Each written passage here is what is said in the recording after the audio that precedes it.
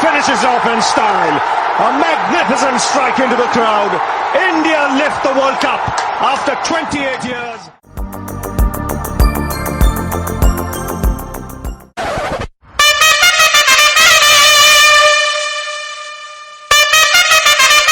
Five-time champions, Mumbai Indians, 5 times in 5 finals, Rohit Sharma.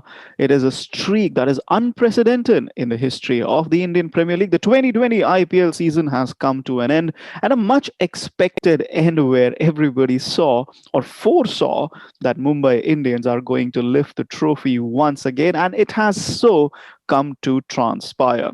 Hello and welcome to this latest episode of HotSpot, the cricket podcast. As always, I am Chetan Narula, your host, sports journalist, and broadcaster here. And along with me, Cricbuzz's international cricket reporter, Bharat Sundaresan, all the way from Adelaide, where the action is going to shift next very, very soon. But first, we have to contend with the whatever is remaining of the 2020 IPL. Welcome once again, Bharat.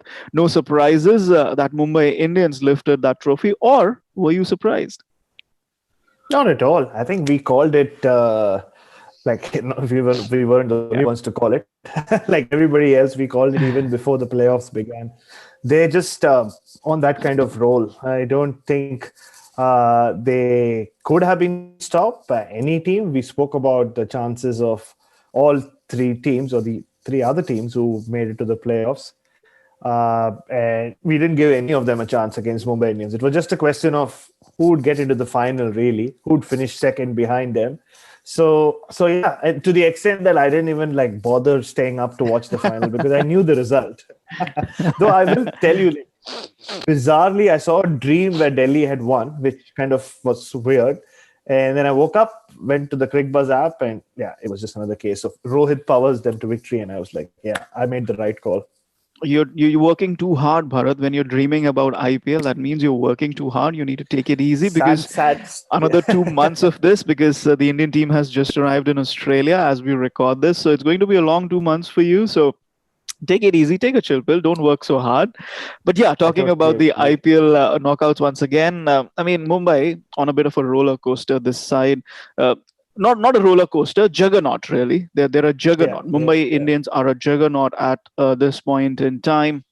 Just steamrolling everybody in their path. Just let's talk about the final, what happened, at least how I saw it.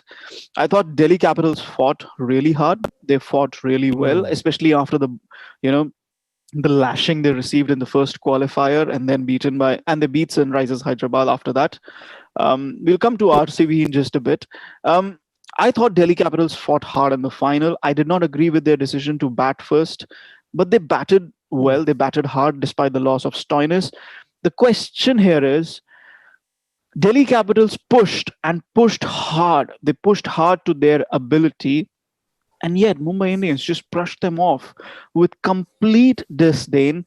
Delhi Capitals, जैसे कहते हैं ना हिंदी में, इतना मेहनत करके उन्होंने वो रन बनाया, bowling किया, fielding किया, and Mumbai was like, okay, move aside.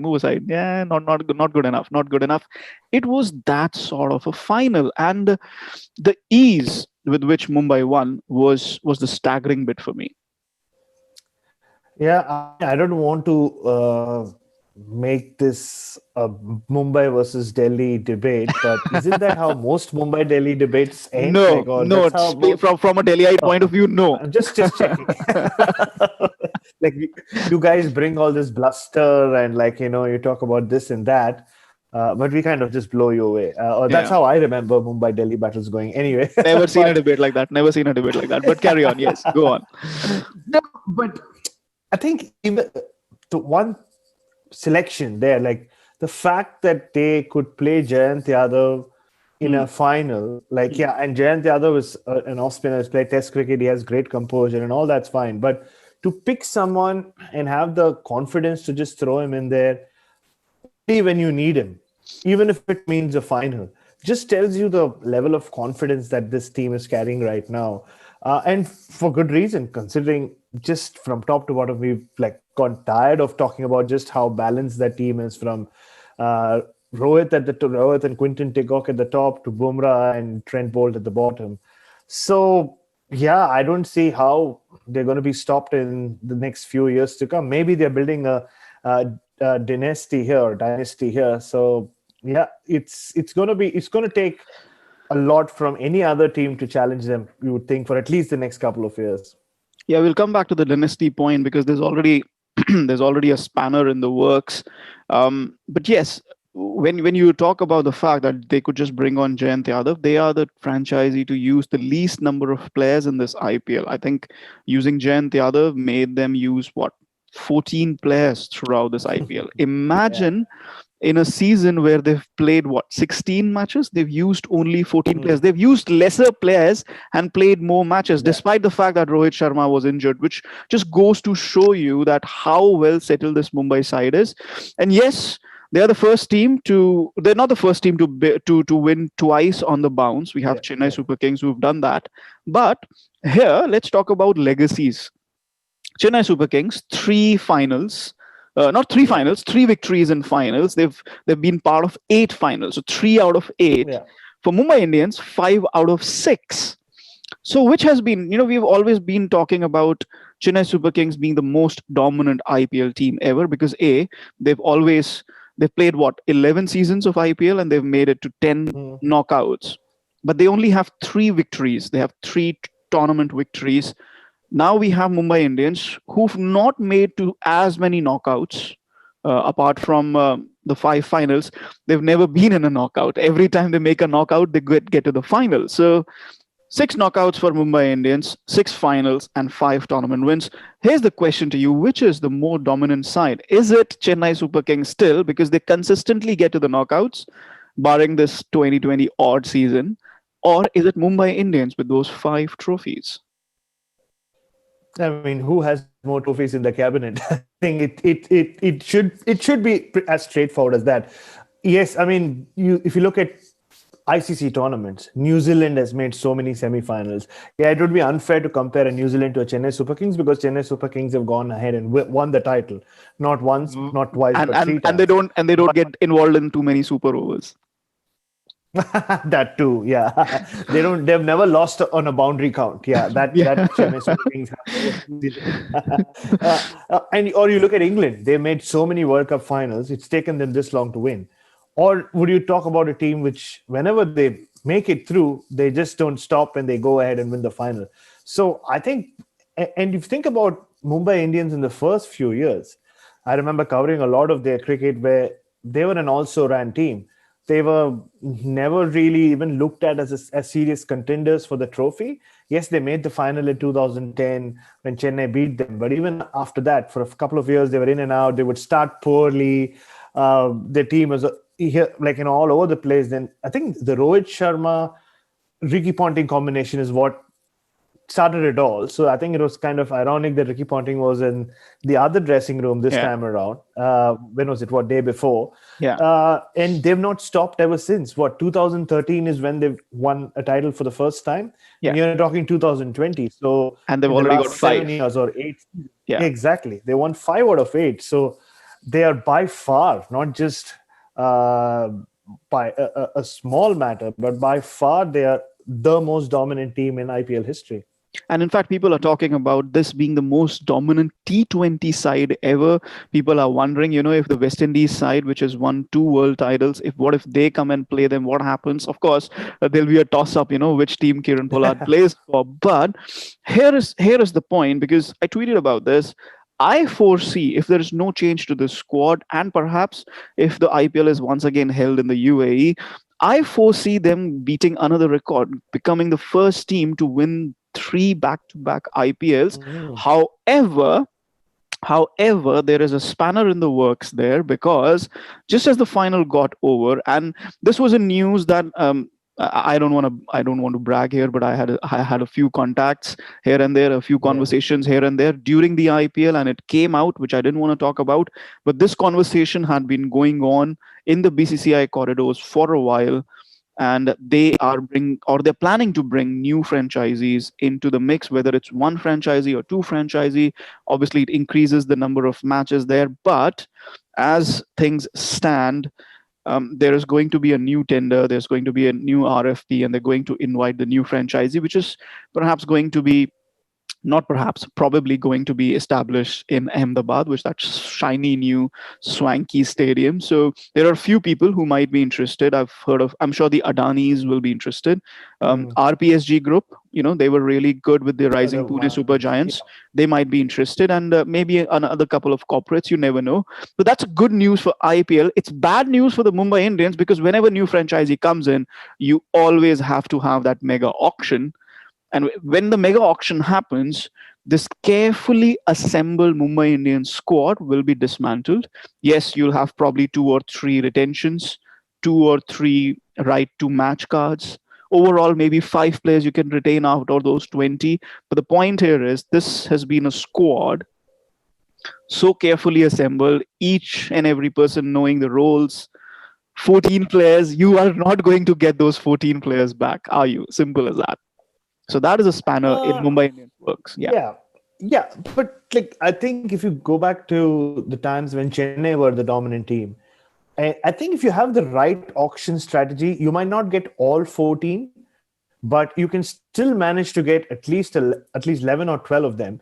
And now, and whenever you go into an IPL auction, we've seen now that it's been well documented, the strategy and the planning that goes behind the scenes, that each franchisee generally has 1 or 2 people who they might go for if they don't get their number 1 pick.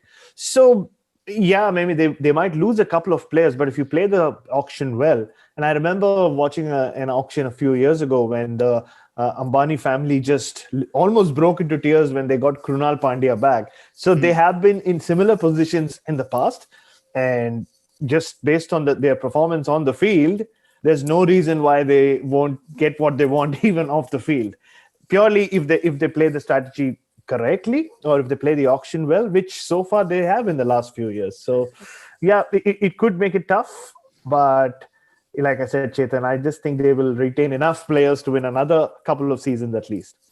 And, it's interesting because they'll have too many players this time. Bumrah, Rohit Sharma, Hardik Pandya, Krunal Pandya, Kieran Pollard.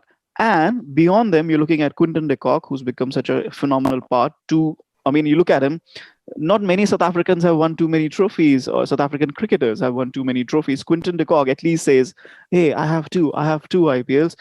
More than that, somebody like Ishan Kishan. How can you let go somebody like Ishan Kishan? Because he is the next crop of Mumbai Indians. You can assume so. So it's going to be interesting what happens with the mega auctions, if they happen or not, if we have a 9th franchisee. And of course, as always, we'll be here to cover all of that for you and discuss all of that for you. But also a news for our listeners. Deep Das Gupta will be back from the next episode. We were expecting him to be back today, but he's flying back to India.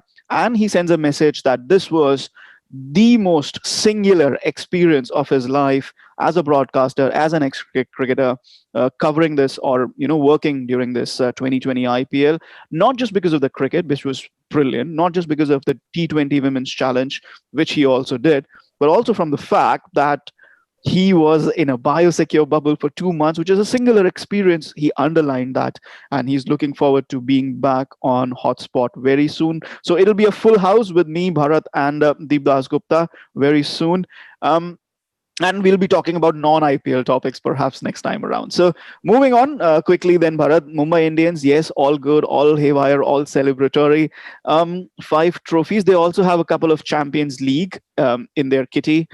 Maybe that is a topic that is of relevance. Maybe next time around when we take a breather from the IPL, we can talk about it.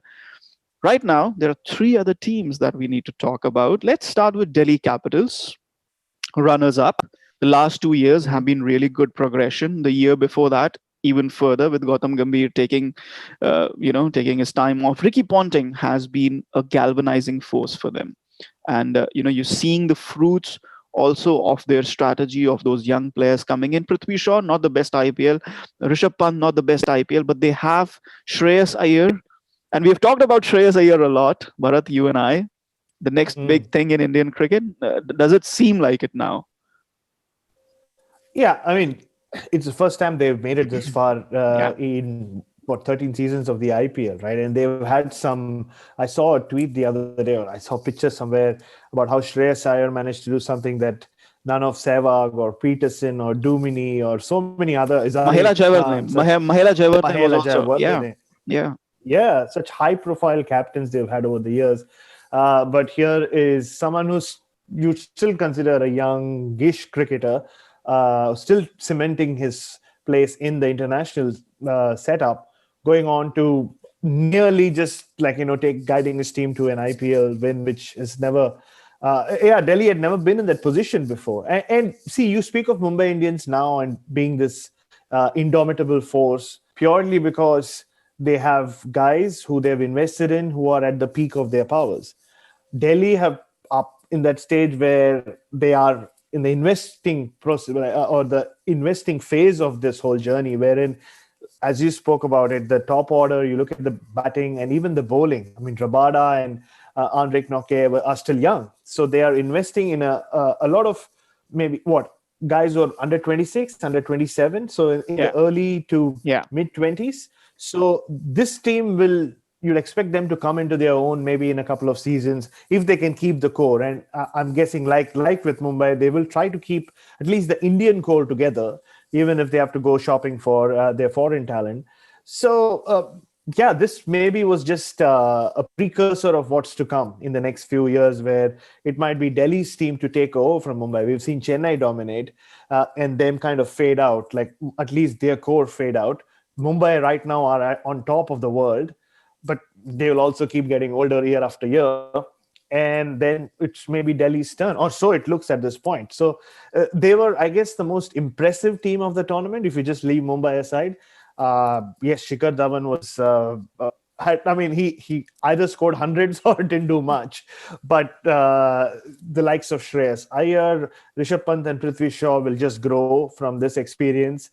But even their international talent, Shimron Hetma is still a youngish cricketer, still making his name for West Indies cricket. So lots of positives for them. And at least now they know what a final looks like. Yeah. Interesting point there. And I agree that they will be looking forward to retaining their Indian core. And if I can just slip this in, Shreyas Iyer, a Mumbaiker, leading Delhi Capitals to the final. So that's the Delhi-Mumbai debate done for you. Delhi's won. Delhi's won there, right? Okay. Seriously though, yes. I think they will try and get those Indian core players together, the younger ones. Maybe might not retain Prithvi Shaw, but definitely Shreyas Iyer, Rishabh Pant, Kagiso Rabada. I think 3 players retention done. Yeah. And then, of course, you look and see how many players you can get back together, or like for like replacements. There are so many cricketers that like for like replacements become easier. The auctions, if at all they happen, like we discussed last time around, there'll be a boon for some other teams like Chennai Super Kings, Kolkata Knight Riders. But let's talk about 2 teams. On the different side of the equation, you look at Sunrisers Hyderabad. A very decent IPL, I would say. They started okay-ish, then just went down, changed a bit of strategy, came up, injuries. They don't have their overseas combination just right. They have a new management. Of course, Tom Moody left such a big impact, but they have new management and they would want to come in. And yes, it's just been one season, but Trevor Bayliss would want some of his imprint there, and he's a fantastic white ball coach. So David Warner is a fantastic white ball captain. We already discussed that last time in the overseas captains category. But having said that, Sunrisers Hyderabad, they have some fantastic young talent, but it's about their overseas balance, which is just not right. Somebody like a Rashid Khan. I was on this Caribbean show after the qualifier, and once they lost. And there was this question mark about Rashid Khan, and he hasn't had that sort of impact that he had in the initial years. I'll just come to Rashid Khan in a bit, but what do you initially make of Sunrisers Hyderabad? Yes, they did well to finish 3rd, but there were too many holes in their planning in their squad. Yeah, you're right. I mean, at some level, they ended up having to depend on individuals to get them through, which can work in T20 cricket, but when you're trying to win a tournament which is as long as the IPL, you need more guys putting their hands up and winning matches for you, which we've seen with Mumbai Indians. Like we've spoken about them so much, even with Delhi to an extent. Yeah, they had different match winners going through the tournament. You saw the same with Rajasthan Royals, who didn't even make this far and ended up bottom. If you're just banking on that one guy to put his produce something scintillating and take you home, it's gonna there will be days where it'll happen. There'll be days when it won't happen, which is what I think went wrong for Sunrisers. Like you said, they got onto that wonderful run, which took them to number 3 eventually. But in David Warner and in Trevor Bayliss, they have like a coach and a captain who will always push them to be positive. I mean, Trevor Bayliss, you spoke about him being a great white ball coach. He's changed the entire complexion of English white ball cricket. The country looks at white ball cricket very differently thanks to that Australian. Yeah, I don't know. They, to the extent that they've kind of adopted him, like who would have ever thought that would happen? So generally, Australia only sent the likes of Darren Pattinson and Martin McCaig to England, but now you had Trevor Bayliss, a World Cup winning coach. Exactly. So they will also keep growing, and the longer Trevor Bayliss stays, you'll see. There is that sense of bravado that most of those youngsters in that team play with. But I think a big loss for them was Bhuvneshwar Kumar has been such a key figure in that setup ever since David Warner took over in the last few years. And you wanted to speak about Rashid Khan, but I guess it's become a trend now with so many of these spinners. We spoke about Sunil Narayan in one of our earlier shows where, of course, unlike Rashid Khan, Sunil Narayan went through a lot of issues with his bowling action, and he's not really been the same. So I guess in this season of the IPL, we saw Rashid Khan produce some magical figures like he does on and off, but maybe he did not have that impact because it came down to the fact of who he was bowling to. Whenever he was bowling to guys who were used to facing him, maybe it looked like he wasn't having that kind of impact. But when he bowled to teams which had players or batsmen who were not used to Rashid Khan, he seemed to do really well. So, but for someone so young and someone who keeps playing cricket around the world, around all the time, one thing he has shown is, and he's a fellow Adelaide man, so I have to back him here. So he does loyalties, upgrading and adapting to all the challenges that come his way. So he is someone that I don't see the Sunrisers letting go anytime soon anyway.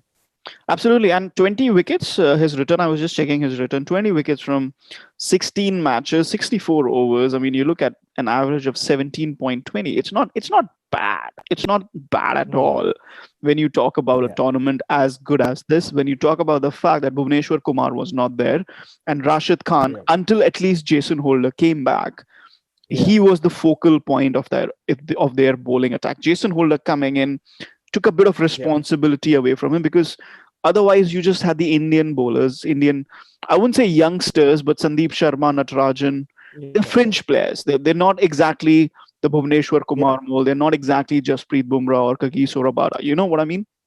It was Rashid Khan who was the fulcrum. And, with Mitchell Marsh not there, Holder yet to come, there was a big temptation to perhaps play Mohammad Nabi. He's a fantastic lower order all-rounder, off-spinner, can hit some big shots. But their balance was just so wrong. And they could not afford another spinner, another overseas spinner in that 11. Yeah. Now my question to you is, because obviously he's an Adelaide man and probably you've interacted with him a bit, and the fact that you've seen him play so much T20 cricket across the world, is Rashid Khan, and this is a point I made because I particularly feel is that Rashid Khan is playing too much T20 cricket across the world. And there's just this feeling that I'm getting that he's starting to get burnt out. The batsmen are starting to get used to his sort of spin, because it's not your regular slow leg spin. It's not like somebody like Shane Warne who used to vary his pace. This is Rashid Khan. He's almost like Anil Kumble, bowls at a very quick. The action may be different. There's a lot more spin. Beg your pardon. There's a lot more spin on the ball than perhaps Anil Kumble used to put. But he bowls almost at a similar pace like Anil Kumble. He's a very quickish leg spinner. What I'm saying here is he's playing too much T20 cricket. It's starting to burn him out. Batsmen are not really surprised by his bowling. It's just a matter of play him out, maybe get a few boundaries, and you're done. Is this a time, or is this a point where Rashid Khan, just starts to realize I have been found out a bit? Are we there yet?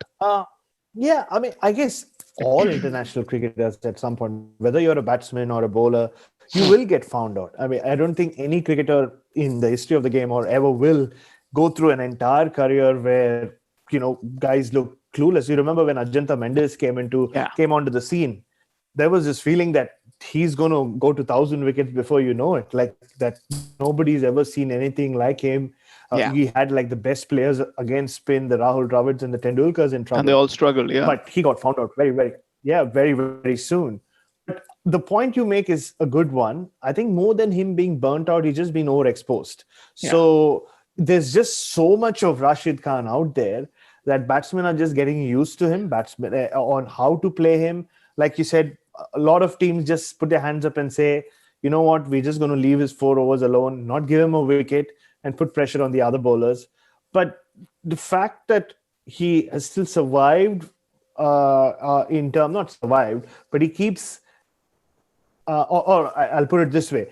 The thing with him, what we've seen so far is he's not looked like someone who has a big enough ego to say that that's it.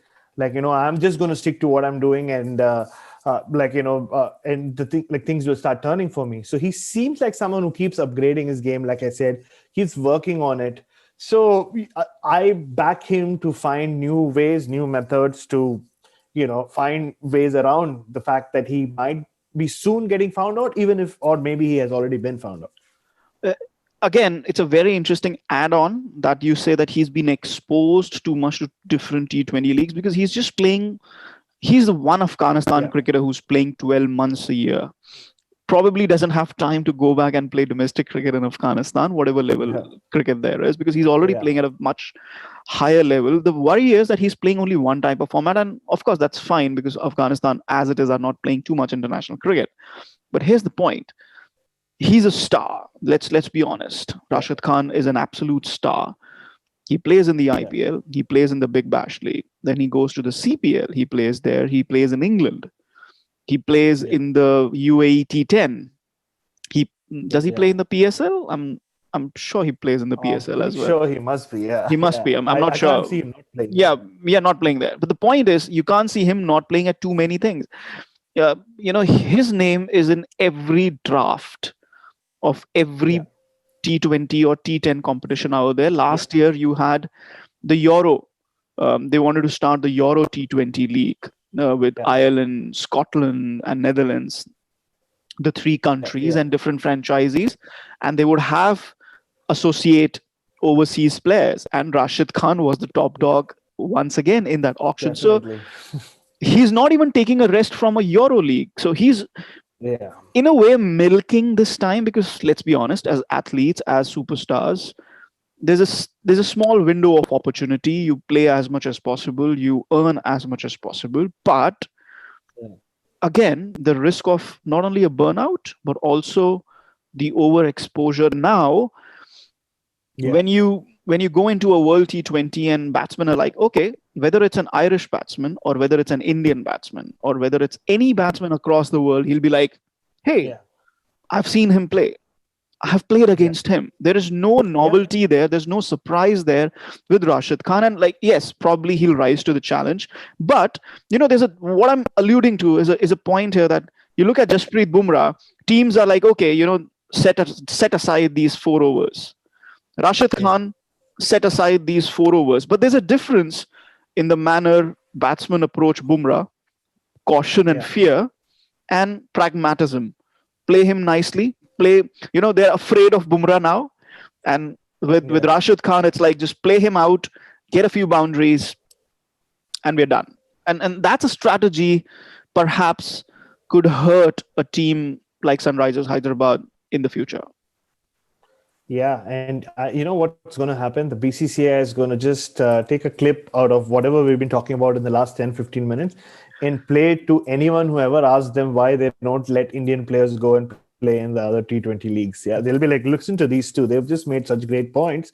They don't want them to be overexposed and not want them to be found out or burnt out. So yeah, yes, BCCI, you can. Yeah, It hasn't you helped have my though. permission.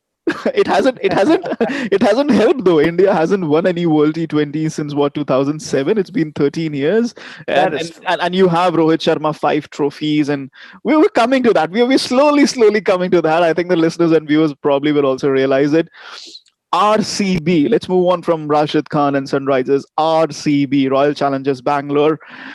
The one tweet, and that's how we're going to start RCB. The one tweet I put out when their match against Sunrisers started: don't do anything RCB like. And what did they do? Virat Kohli comes out to open in a must-win game in an eliminator. They also play Aaron Finch, and he bats at number 3, not A.V. de Villiers. I mean, what's the point of playing Aaron Finch if he's not going to open? Might as well play Josh Felipe. He can at least bat down the order. But no, this is RCB. Then Moeen Ali gets run out of a free hit. Okay, and it's just, and then the fielding just goes away, and just decisions. There's a no ball. Everything that could go wrong that day went wrong for RCB. It's the quintessential RCB thing.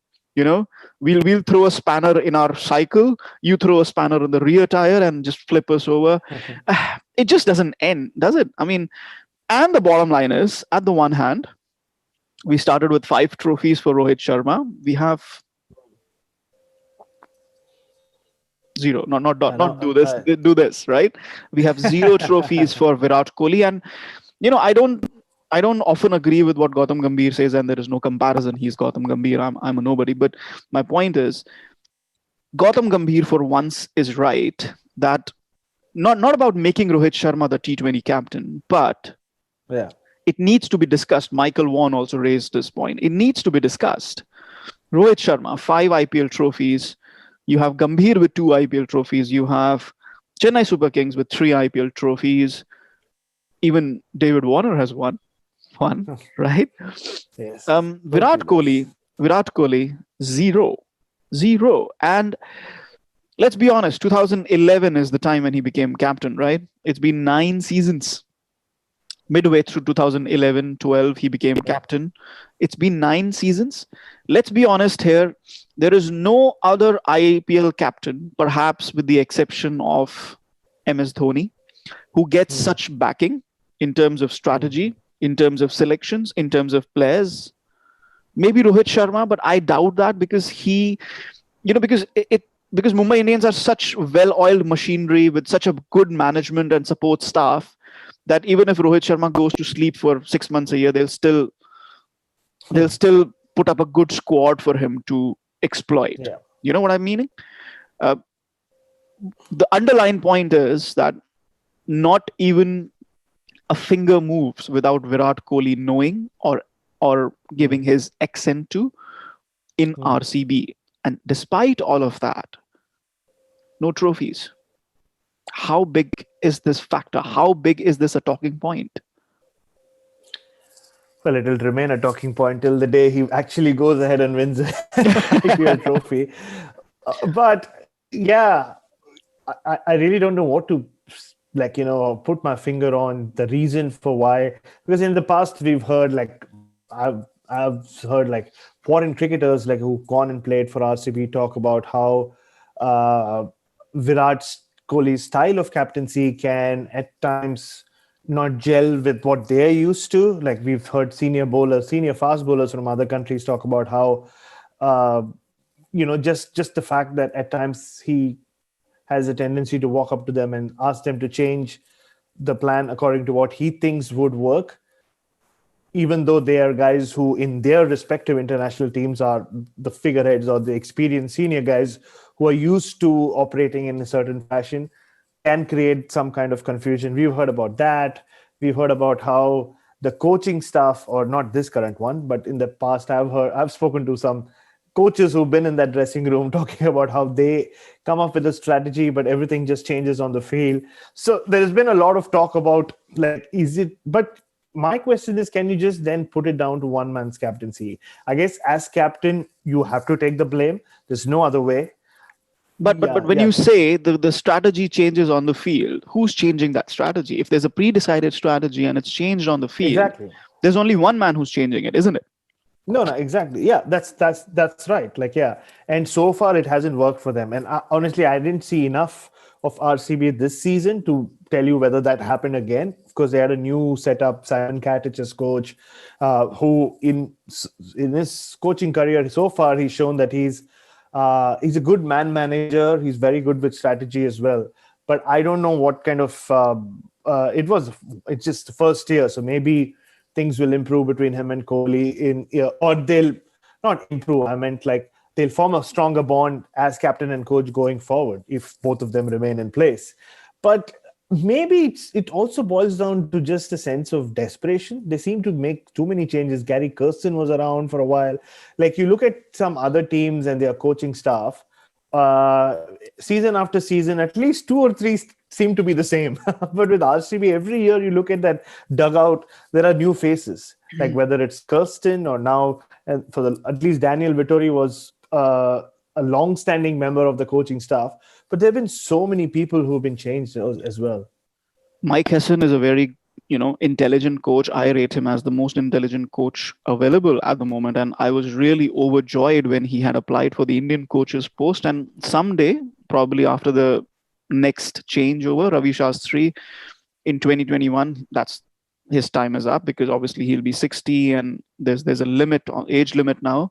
I'll be very happy if Virat Kohli, having worked with Mike Hesson, recommends him for the job. And because he's not an Australian, let's just be honest, he's not an Australian, he's a New Zealander and he's a Kiwi. And like I said, more than anything, more than his personality, he's a very, very intelligent cricketing coach.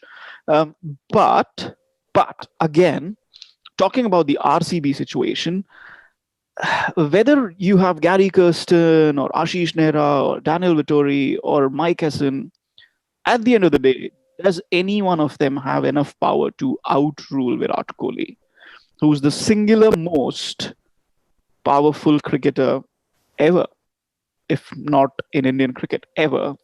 Oh, yeah. And perhaps... Absolutely, by far. Yeah, and perhaps, is this the reason why Rohit Sharma should become captain in at least one format? I mean, would it lessen the power Virat Kohli wields? Is that the question here? I mean, there's just so many aspects to this. It's unbelievable that Virat Kohli, because I was just checking the statistics yesterday, he hasn't done that badly in a T20 international environment. First of all, it's not like the 90s where ODI tournaments used to matter a lot. And you would not get those results. And then you could change captain from Azhar to Sachin, from Sachin to Azhar and Ganguly and Dravid. It's not like that. Bilateral cricket, ODIs and T20s don't matter as much because you're building towards a T20 World Cup or towards an ODI World Cup. And from that respect, you can say Virat has a decent record, if not that great a record. He's led in 2 ICC tournaments. He's made final and semi-final both times. Semi-final has to be the minimum requirement for an Indian team. And he's got there. He's got there. He's done that. India hasn't won since 2013. That's a different argument altogether because you have 2015, it was MS Dhoni. 2016, it was MS Dhoni. You can't blame Virat Kohli for that. If India hasn't won since 2013, you can't blame Virat alone for that. There's some, not blame, some responsibility is also at MS Dhoni as captain, right? So, in a way, and biggest point, Virat hasn't led India in a World T20 so far. He hasn't led India in a T20 World Cup. So that's a major thing. We didn't have one in 2018. We had the last one in 2016. Virat was not captain there. MS Dhoni was captain. So you can't say that he's actually failed. If he fails next time around to win a trophy, yes, the argument for Rohit Sharma is there. He has the tactical nous. He has the results.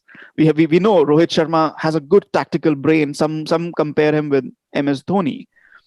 Yeah. But that does not mean that Virat Kohli's returns both as T20 batsman and T20 captain are poor, at least from an Indian point of view. No, absolutely. I think it's also very difficult to compare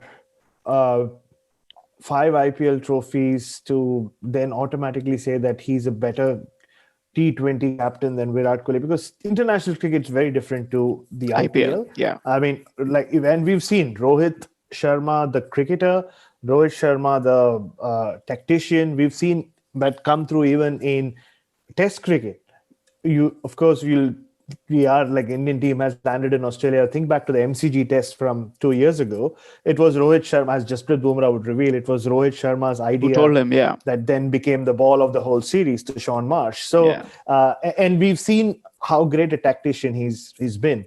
So look, and he is an integral part of that white ball team. And you mentioned Jayant Yadav. It was a tactical move right there.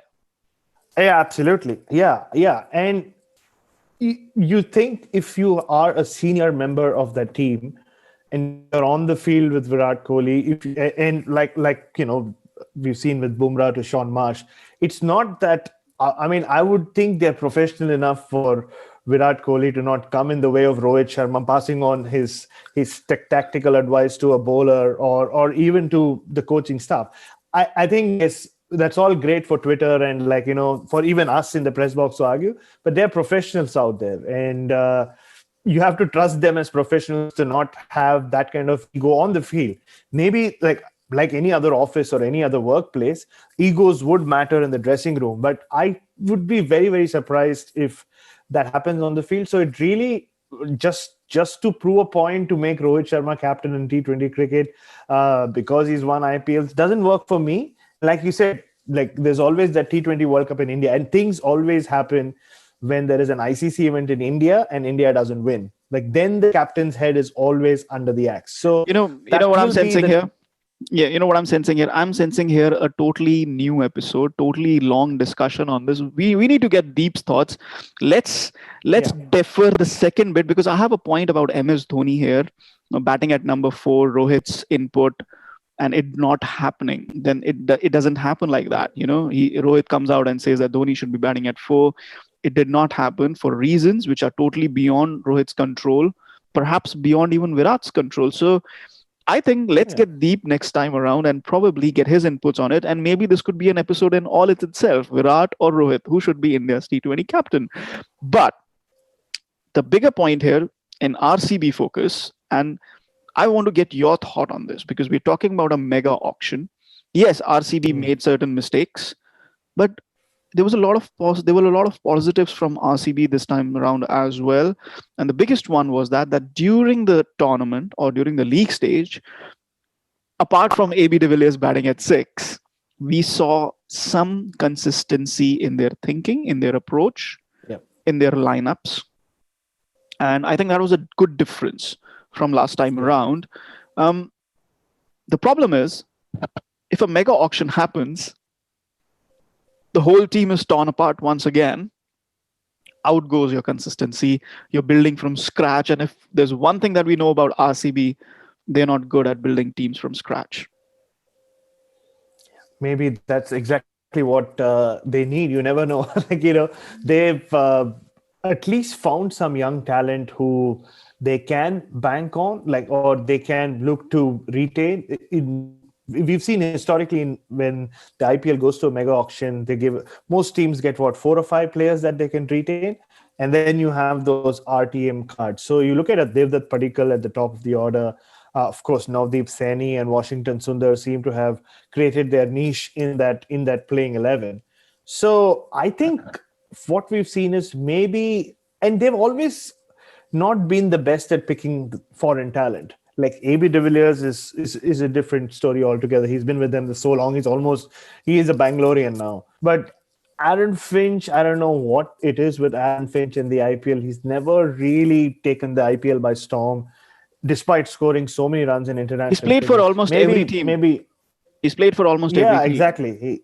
And not rarely been retained. So he's never really he's like Martin Guptill, guys who do so well in international cricket at the top of the order, but somehow, for some reason, the IPL just hasn't clicked for them. So Josh Philippe came in with a lot of hype around him, big performances in the BL. Don't think he took the IPL by storm either. So they've had and they've tried so many international fast bowlers over the years, from Tim Southee to Chris Vokes to Nathan Coulter-Nile to Mitchell Stark. So I don't know. I think with them, they seem to have found like a decent core of Indian players in Padikkal and Saini and Sundar, and I'm sure I'm missing out on a couple of others. But it's that foreign talent for once, I think, which kind of let them down. Will you retain AB de Villiers again if the chance comes? I think this season at least, I thought he started okay, and then he had a decent tournament. If I'm not mistaken, you have to correct me here. No, he had Put good me on runs. the spot there. Highest run scorer for RCB. Exactly. So I guess just on the basis of that, he will stay, and he looks fit enough. And he is AB de Villiers. Like he showed a couple of times in this season. They owe a lot to him for even making it to the playoffs after so long this year. So I don't think AB de Villiers is going anywhere. But then the thing, but then the thing is, no, Virat Kohli is not going anywhere. He's the first one to be and he himself has professed love for RCB, and it's not talked about as much as Dhoni's love for CSK. But I think that is true. The bond between Virat Kohli and RCB is just as strong. Absolutely. Talking about the players to retain, then you have Virat Kohli, Yuzvendra Chahal, AB de Villiers, and Devdutt Padikkal. Devdutt Padikkal, I have to talk about him because no surprise for me that he was the emerging player of the tournament. He just changed the whole way RCB played. They had so many issues and troubles with their top order. He just gave them good starts. It's just a matter of getting good consistency in. And, some more runs from Virat and AB de Villiers, and RCB could actually be flying. And with Chahal and Zampa, I loved Chahal and Zampa bowling together because then, and if Moeen Ali was bowling with them, it was even brilliant because you have Navdeep Saini, and then you bring on Zampa in the power plays, and Zampa absolutely loves the bowling in the power plays. Yeah. And then you hold 4 overs back for the middle overs for Chahal. And to me, Chahal is one of the most potent leg spinners in the white ball format. So I wouldn't say he's more than Rashid Khan right now, but he's probably on the same pedestal as Rashid Khan, has more variations, bowls slower than Rashid Khan, very different bowler from Rashid Khan. But in terms of effectiveness, in terms of penetration into an opposition batting order, I think he's just as effective. So once you have 4 overs of Chahal to contend from over number 7 to over number 20, especially with 4 overs of Adam Zampa in there, it becomes a really different ball game. So interesting times. I love this RCB squad, but I think if the mega auction happens, they will be the big loser. Yeah, I mean, you don't agree. You don't agree. No. I just think that, and I can't believe I didn't mention Yuzvendra Chahal. I think the way he's improved in the last 2 or 3 years, you spoke about comparing him with Rashid Khan. He's on par, if not better than Rashid Khan. And just in terms of the fact that he can bowl at any point during an innings, and the fact that he can turn a game around at any point during an innings makes him like a sensational bowler. We've seen him do that. At some level, I think it's a pity that he hasn't played a lot of red ball cricket, because just based on his temperament and composure, you just can see that he would have been quite a red ball spinner. But I don't know where he stands with that at this point in his career. He's not the youngest, but he's not the oldest either. So he must be in his late 20s, I'm guessing. But looks like red ball cricket has passed him by. He's getting married soon, so he's in more important priorities. No, you can say that he's in the late 20s now. So and important and a very, very important point there from the red ball point of view, because India seem to have invested in Kuldeep Yadav in terms of their wrist spin in Test cricket, and he's flying to Australia or reached Australia now. How far is Chahal from Test cricket? Shouldn't be that far. Yeah, but you'll have to take out his first-class records in the last few years, because he's also played for Haryana, who have had Amit Mishra and then Jayant Yadav, at least in his formative years. Plus Haryana play on very green tops in Lali. Exactly. They don't always play on spin-friendly tracks. Yeah. Exactly. Yeah. So I think that has, and I've heard him speak about it as well in the past, about how he did have aspirations of playing Test cricket maybe 3-4 years ago. but how he hasn't gotten enough opportunities. I mean, you can always question, or would it have made sense for him to move to another state where he could have played more red ball cricket? So at the end of the day, it also depends on, it's like Nicholas Pooran in Test cricket. Someone needs to grab him by the collar and ask Chahal how keen he is to play Test cricket. Because if he is, and if you can invest even like one season of Ranji Trophy cricket where he does even okay, I would pick him purely based on just how he is as a bowler or how he is as a person. Yeah. Test cricket looks suited to him. I think it's just a question of whether he wants to do it or not. Yeah. Absolutely. And, he's a very clever and agile wrist spinner, which is something really you don't really see a lot, often or very often. I mean, no disrespect to Kuldeep Yadav, and he has a decent record whenever playing Test cricket for India, but something seems amiss with Kuldeep Yadav. The only issue is here that, Bharat, we don't have a lot of domestic cricket happening anytime soon. Yeah. And because of the COVID pandemic, the international calendar is shrinking. You might not have too many test matches. 5 test match series reduced to 3. India-Australia being played over 4 test matches, an anomaly only because Cricket Australia needed the money. Otherwise, who knows? If their finances were in order, maybe not an entire 4 test series. But slowly our conversation has shifted away from the IPL, and I guess it's good time to talk about it. 2 points, because Bharat Sundaresan obviously will be representing the Indian media and the Australian media. 2 points, Bharat, very, very quickly from you. Virat Kohli not staying on after the first test match. Big problem for India, because that squad without Virat in Australia just looks lightweight. And obviously the Australian test squad has been announced, so a bit on that. Yeah, I mean, it's big news here. I can tell you that much. It's been reported a lot more here. I put a tweet out yesterday about just a few headlines in some of the papers, and I had no idea that it's going to create such a stir in the Indian cricket Twitter mold anyway. So everything creates. And I also, let me just say here, everything creates a stir in Indian Twitter world. Everything.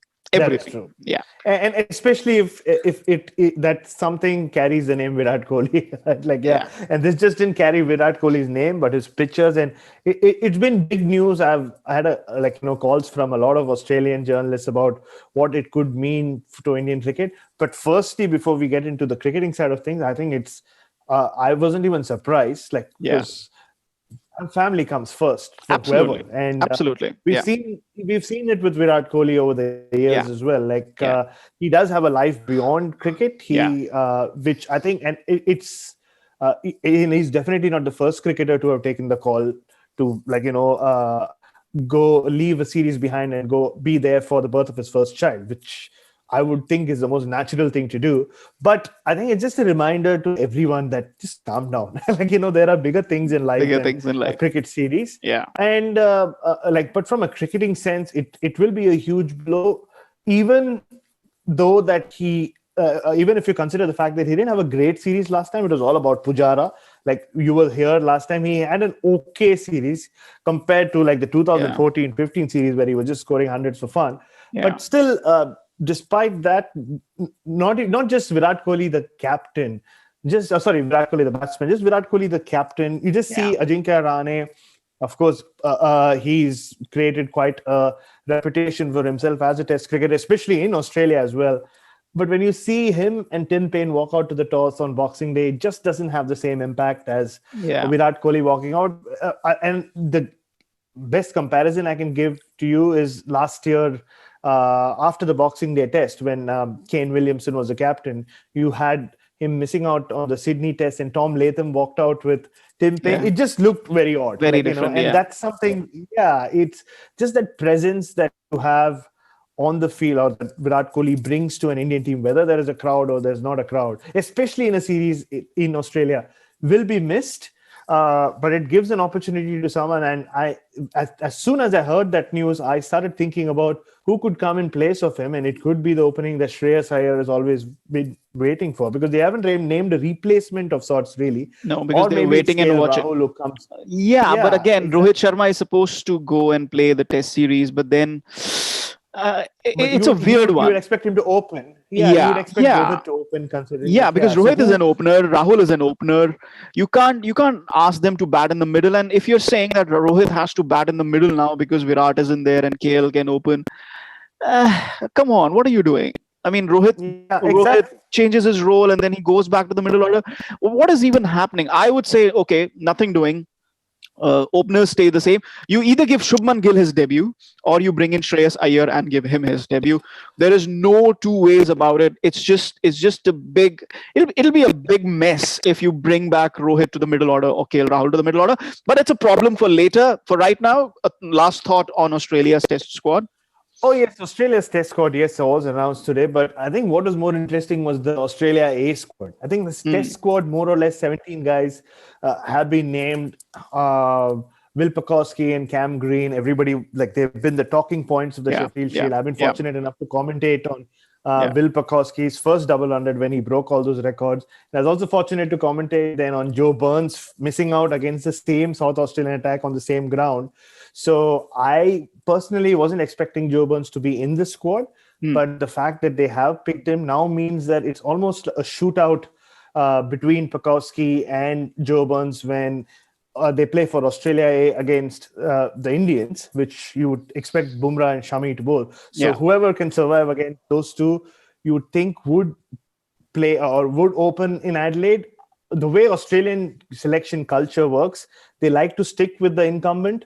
And David Warner has made no bones about it. He actually loves Joe Burns, personally loves Joe Burns. So, and today when Trevor Horns had his press conference, that's the question I asked him. Trevor Horns, the chairman of directors, of course. I asked him if David Warner will have a say in the whole selection or opening debate. And he said, yes, he will be consulted. And if we'll want to know who he'll be comfortable till the time we are comfortable with the same person. So it's all up in the air. I still think Joe Burns is still considered the number one option there.